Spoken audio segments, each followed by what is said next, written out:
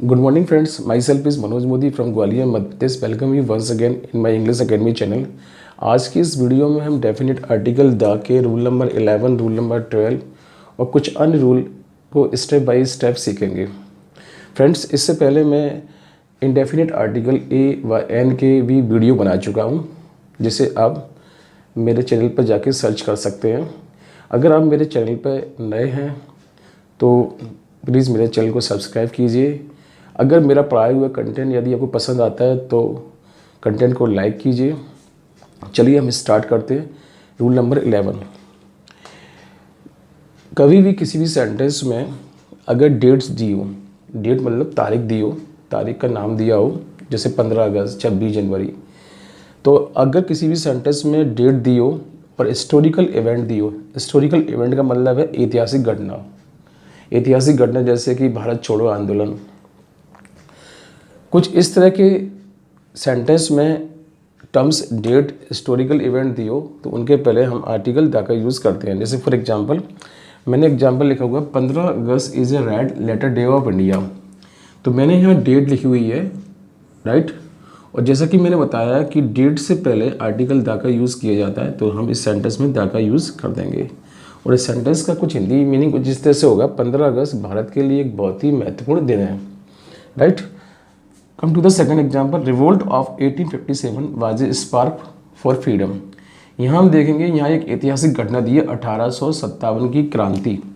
1857 की क्रांति यानी कि ये ऐतिहासिक घटना है. और जब भी किसी भी सेंटेंस में ऐतिहासिक घटना दी होगी, ऐतिहासिक घटना का नाम दिया होगा, तो उससे पहले हम आर्टिकल द का यूज़ करेंगे. तो इस सेंटेंस में भी हमने द का यूज़ कर दिया. ओवरऑल कहने का मतलब ये है, सेंटेंस में डेट्स के पहले और हिस्टोरिकल इवेंट के पहले, इनके नाम के पहले आर्टिकल द का यूज़ किया जाएगा. Now come to the rule number 12. Before the names of invention. कभी भी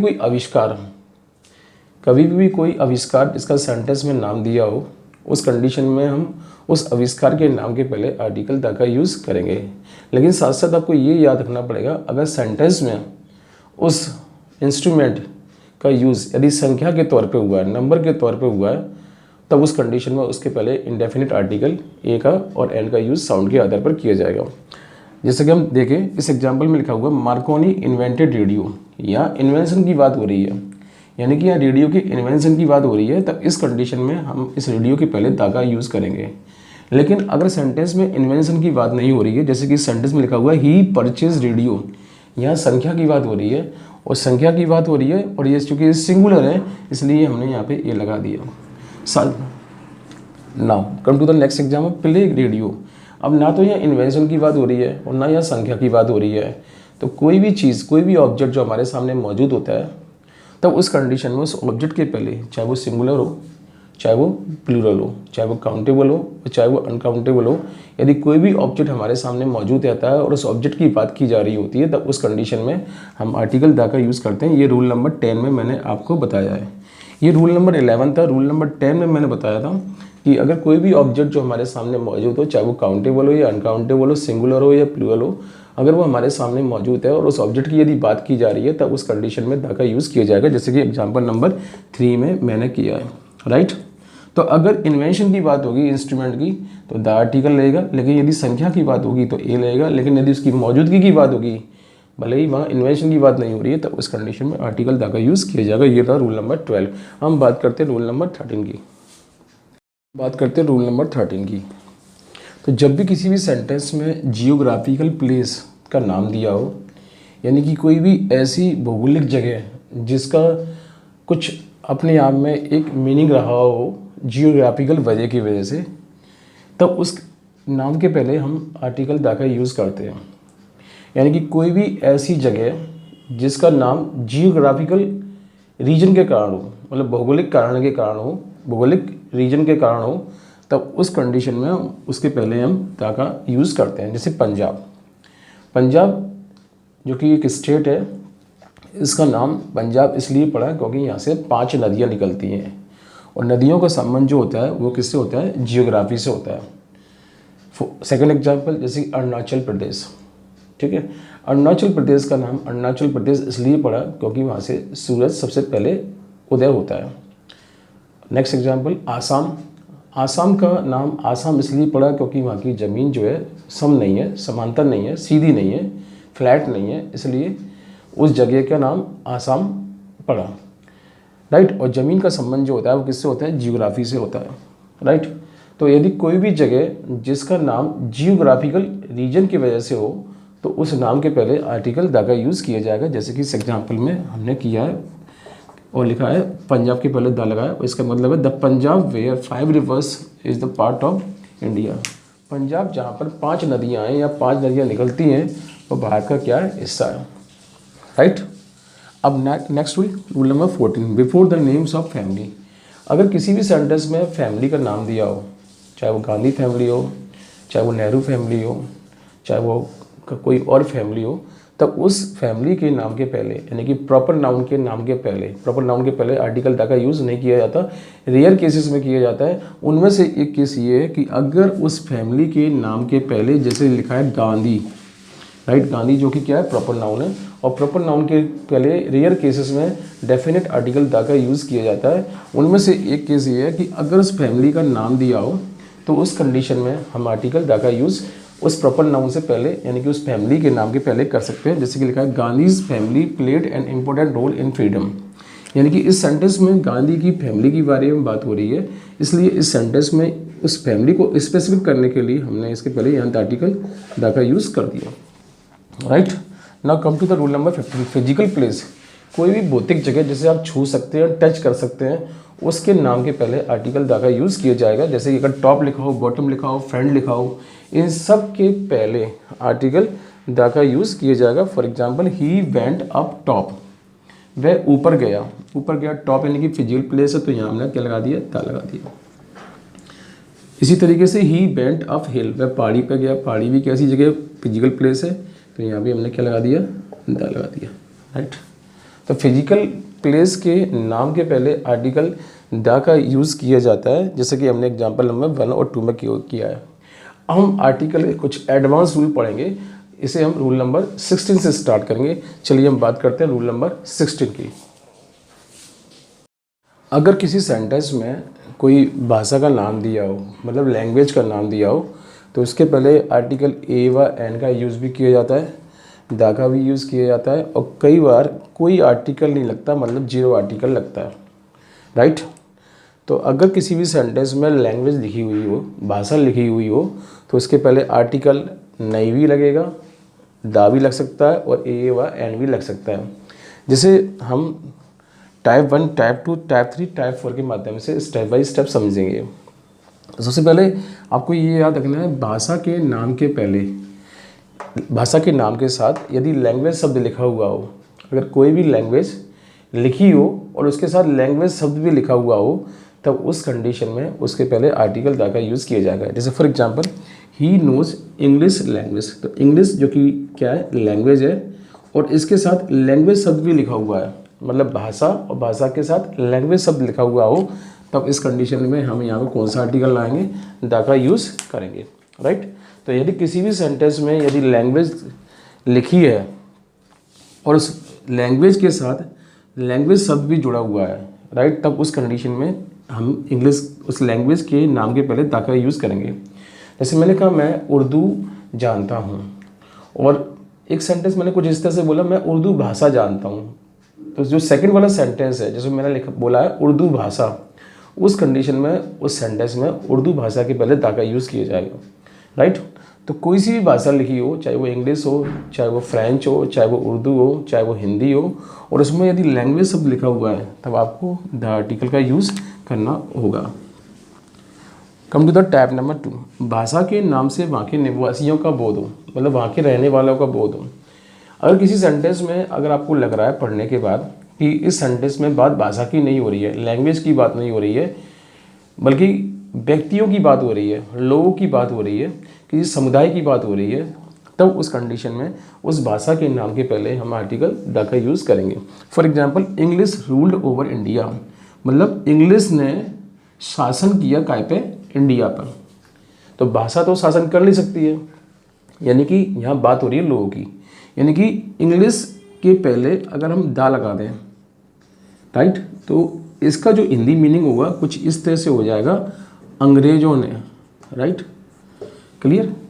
तो इंग्लिश के पहले दा लगाने से यहाँ मतलब होता है अंग्रेज, राइट।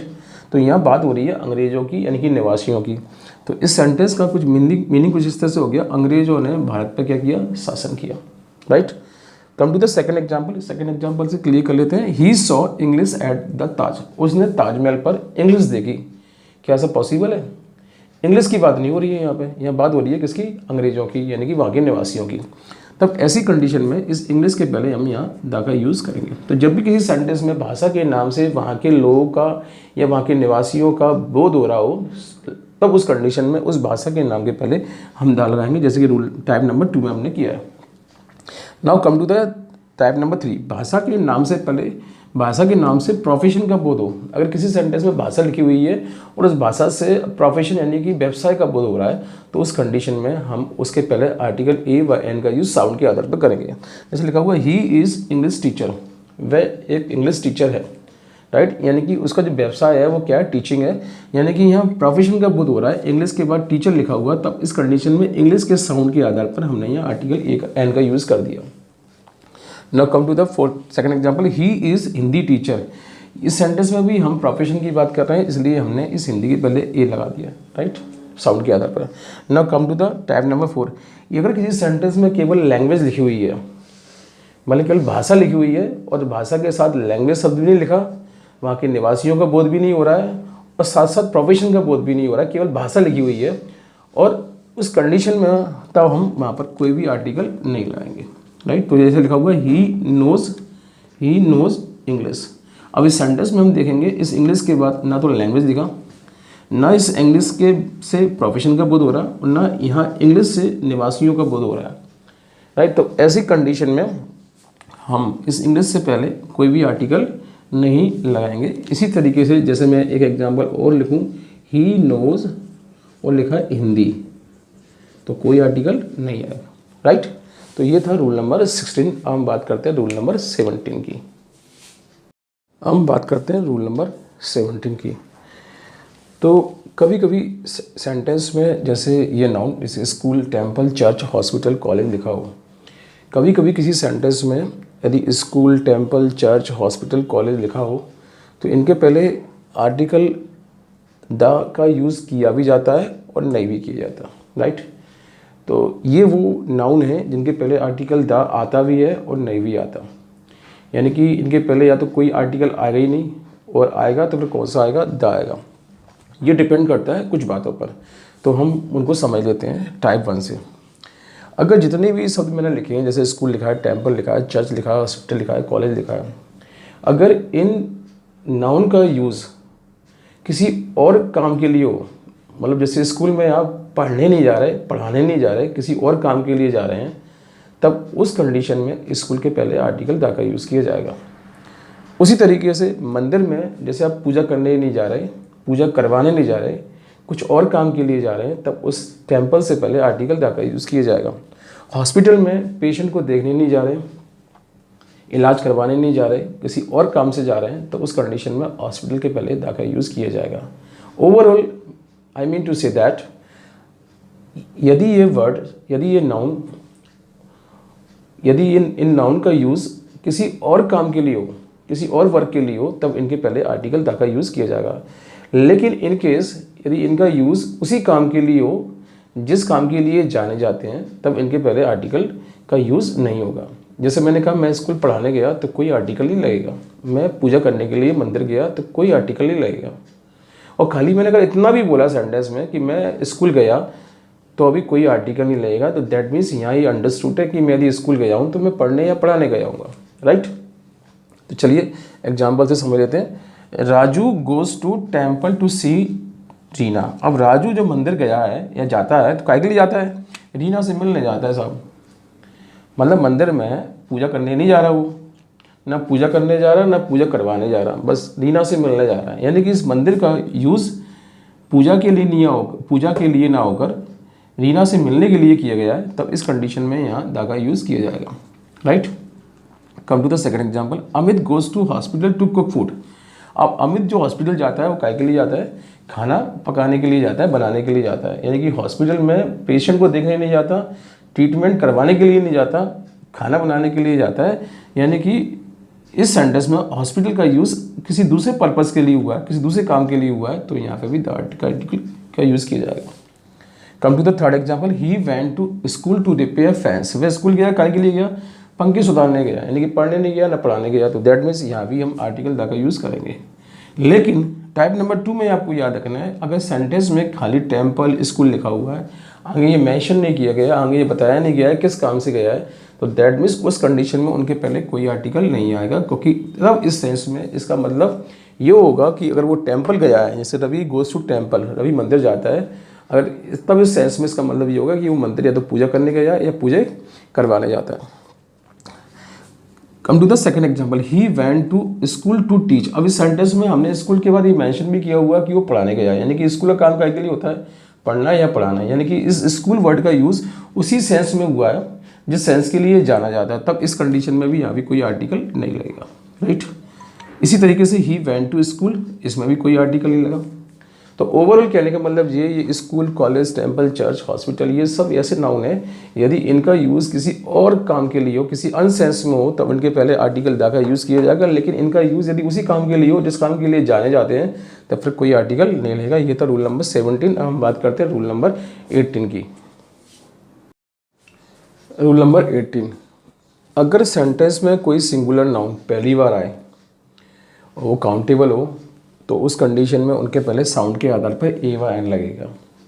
लेकिन सेम नाउन का यूज़ अगली बार सेंटेंस में कर दिया जाए, मतलब उस नाउन को रिपीट कर दिया जाए, तब ऐसी कंडीशन में उसके पहले हम दा का यूज़ करेंगे, right. For example, I saw tiger. Tiger मैंने यहाँ लिखा हुआ है जो कि काउंटेबल है, सिंगुलर है, तो मैंने साउंड के आधार पर यहाँ पे ए लगा दिया। फिर मैंने आगे सेंटेंस को पढ़ा, I saw a tiger and tiger was ferocious. अब इसी टाइगर को मैंने दोबारा लिख दिया, राइट। तो यदि कोई सिंगुलर नाउन सेंटेंस में फिर से अगर आ जाता है, यानी कि रिपीट हो जाता है, तब अगली बार उसके लिए हम दा का यूज़ करेंगे, राइट। तो सेंटेंस की हिंदी कुछ इस तरह से, मैंने एक टाइगर देखा जो कि कैसा था, फेरोसियस था। फेरोसियस मतलब खतरनाक था। ना come to the second point, I have pen and pen is costly. Pen को फिर से मैंने रिपीट किया हुआ है, यहाँ भी पेन, यहाँ भी पेन। पहली बार आएगा तो ए लगेगा, अगली बार आएगा तो दा लगेगा, राइट। क्लियर। ये था रूल नंबर 18। अब हम बात करते हैं रूल नंबर 19 की। तो जब भी किसी सेंटेंस में पोस्ट दी हो, पोस्ट मतलब पद दी हो, और इस पद को एक ही व्यक्ति, दो पोस्ट दी हो, और उस पोस्ट को केवल एक ही व्यक्ति रिप्रेजेंट कर रहा हो। कहने का मतलब जब सेंटेंस में एक ही व्यक्ति दो पोस्ट को रिप्रेजेंट कर रहा हो, मतलब एक ही व्यक्ति के पास दो पद हो, दो पोस्ट हो, तब ऐसी कंडीशन में आर्टिकल दा का यूज़ केवल पहली वाली पोस्ट यानी कि पहले वाले पद के ऊपर होगा। लेकिन व्यक्ति यदि अलग अलग हो, यानी कि व्यक्ति एक नहीं हो, वहाँ पर दो व्यक्ति हो और दो पोस्ट हो, तब उस कंडीशन में दोनों पे द आर्टिकल लगेगा, राइट। जैसे कि इस एग्जांपल में देखें, मैनेजर एंड कैप्टन, जो कि दो पोस्ट हैं, राइट। अब इस सेंटेंस में हम ध्यान से देखें तो ये पूछा गया है इसमें कौन सा आर्टिकल लगेगा। तो हम देखें इस सेंटेंस में आगे जो है इज लिखा हुआ है। इज लिखा हुआ है यानी कि यहाँ सिंगुलर की बात की जा रही है, यानी कि एक ही व्यक्ति की बात की जा रही है। तो जब सेंटेंस में एक ही व्यक्ति की बात की जा रही होगी, तब केवल पहली बार आर्टिकल दा का यूज़ होगा, अगली बार कोई आर्टिकल का यूज़ नहीं होगा, right. Clear. Come to the second example, manager and captain are coming. अब इस सेंटेंस में देखेंगे तो आर लिखा हुआ, आर मतलब यहाँ पे प्लूरल वर्ब है, यानी कि दो लोगों की बात की जा रही है, यानी कि दो व्यक्ति है, तो यहाँ द लग गया। Come to the third example, collector and SDM have come. इस सेंटेंस में हैव लिखा है, प्लूरल वर्ब है, यानी कि दो लोगों की बात हो रही है, तो द लग गया। तो जब सेंटेंस में अगर वो दो व्यक्ति हों, मतलब अलग अलग व्यक्ति अलग अलग पोस्ट को रिप्रेजेंट कर रहे हो, तो दा दोनों बार लगेगा। लेकिन एक ही व्यक्ति दो पोस्ट को रिप्रेजेंट कर रहा हो, मतलब एक ही व्यक्ति के पास दो पद हो, तब ऐसी कंडीशन में उस पहले वाले वो पहली वाली पोस्ट के पहले दा लाएंगे और दूसरी वाले पोस्ट के पहले कोई आर्टिकल नहीं लाएंगे, राइट। लेकिन अब कई बार सेंटेंस में ऐसा होता है कि पोस्ट नहीं दी हुई होती, केवल नाउन दिया होता है, राइट। मतलब सेंटेंस में पोस्ट की बात नहीं हो रही होती है और कुछ और नाउन की बात हो रही होती है, कॉमन नाउन की बात हो रही होती है, तब ऐसी कंडीशन में दा को हम दा का यूज़ नहीं करेंगे, बल्कि आर्टिकल ए व एन का यूज़ करेंगे, राइट। अगर वो एक ही नाउन के बारे में है, एक ही पर्सन के बारे में है, तो आर्टिकल का यूज़ केवल पहली बार होगा। लेकिन अगर वो एक ही अलग अलग व्यक्तियों के बारे में बात की गई है, अलग अलग लोगों के लिए बारे में बात की गई है, तो आर्टिकल ए एन का यूज़ दोनों बार किया जाएगा। इसे हम रूल नंबर 20 से क्लियर करेंगे। ये था रूल नंबर 19। अब हम बात करते हैं रूल नंबर 20 की। जैसा कि मैंने आपको बताया था, अगर सेंटेंस में पोस्ट नहीं दी हो, राइट, तब ऐसी कंडीशन में आर्टिकल ए व एन का यूज़ साउंड के आधार पर किया जाएगा। इसे रूल नंबर 20 के माध्यम से मैंने समझाया है। एग्जाम्पल नंबर 1, एग्जाम्पल नंबर 2 और एग्जाम्पल नंबर 3। तो जैसे सेंटेंस में देखेंगे लिखा है black and white cat is missing. यहाँ बिल्ली की बात हो रही है, और कौन सी बिल्ली, जो काली भी है और कैसी है, सफ़ेद भी है। अब हमें इस सेंटेंस में ये देखना है कि बिल्ली एक है या दो है। तो हम इस सेंटेंस में देखेंगे, इस सेंटेंस में सिंगुलर हेल्पिंग वर्ब का यूज़ किया गया। दैट मीन्स यहाँ एक बिल्ली की बात हो रही है, यानी कि एक ही बिल्ली है और जिसके दो कलर हैं। कौन कौन से? Black and white. तो पहली बार तो आर्टिकल ए का यूज़ होगा और अगली बार कोई का यूज़ नहीं होगा, राइट। तो एक सफ़ेद व काले रंग की बिल्ली कैसी है? गायब है। लेकिन इनके सेंटेंस में सिंगुलर वर्ब नहीं है, प्लूरल वर्ब है। तब ऐसी कंडीशन में इन बिल्लियों को दो माना जाएगा, और यहाँ दोनों जगह आर्टिकल हम साउंड के आधार पर यूज़ करेंगे। तो इस सेंटेंस का मतलब ये है, a black and a white cat are missing. एक काले रंग की और एक सफ़ेद रंग की बिल्ली गायब है, यानी कि दो बिल्लियों की बात हो रही है। अब come to the third example, he gave me red and blue pen. उसने मुझे लाल और नीला पेन दिया। अब हमें यहाँ ये समझना कि पेन की संख्या एक है या दो है। तो ऑब्वियसली मतलब अगर हम समझें तो पेन या तो लाल होगा या फिर कैसा होगा, काल या नीला होगा, यानी कि दो अलग अलग पेन की बात की जा रही है। तो यहाँ भी हमने ये लगा दिया और यहाँ भी हमने क्या लगा दिया, ये लगा दिया। यानी कि उसने मुझे एक लाल रंग का और एक नीले रंग का क्या दिया, पेन दिया। तो जब अलग अलग नाउन की बात की जा रही हो, राइट, तब उस कंडीशन में आर्टिकल ए व एन का यूज़ साउंड के आधार पर होगा। लेकिन एक ही व्यक्ति सेम पोस्ट को रिप्रेजेंट कर रहा हो, बात पोस्ट की हो रही हो, तो द का यूज़ हम इस आधार पर करेंगे कि वो व्यक्ति एक है या दो है। यानी कि एक ही व्यक्ति अगर अलग अलग पोस्ट को रिप्रेजेंट कर रहा है, तो फिर आर्टिकल द का यूज़ केवल पहली बार किया जाएगा। लेकिन अलग अलग व्यक्ति उस पोस्ट को रिप्रेजेंट कर रहे हैं, तो दोनों जगह आर्टिकल द का यूज़ किया जाएगा।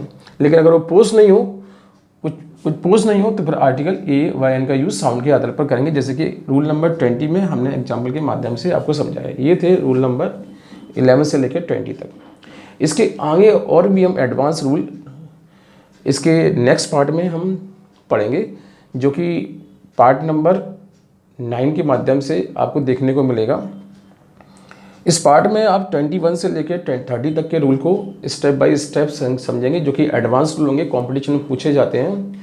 और उसके आने वाले वीडियो में हम ओमिशन ऑफ आर्टिकल्स समझेंगे, मतलब आर्टिकल का यूज़ कहाँ नहीं किया जाता है। यानी कि फ्रेंड्स, अभी ये आर्टिकल के वीडियो आपको अभी और भी देखने को मिलेंगे। लगभग 4 या 5 आर्टिकल के पार्ट आपको अभी और देखने को मिलेंगे। उसके बाद ही इस टॉपिक को हम फिनिश करेंगे और इसकी एक्सरसाइज की हम अलग से वीडियो बनाएंगे। फ्रेंड्स, आपको अगर ये मेरा पढ़ाया हुआ कंटेंट समझ में आ रहा हो, अगर आपको लगता है कि ये अन्य लोगों से कुछ डिफरेंट है, तो प्लीज़ मेरे चैनल को लाइक कीजिए।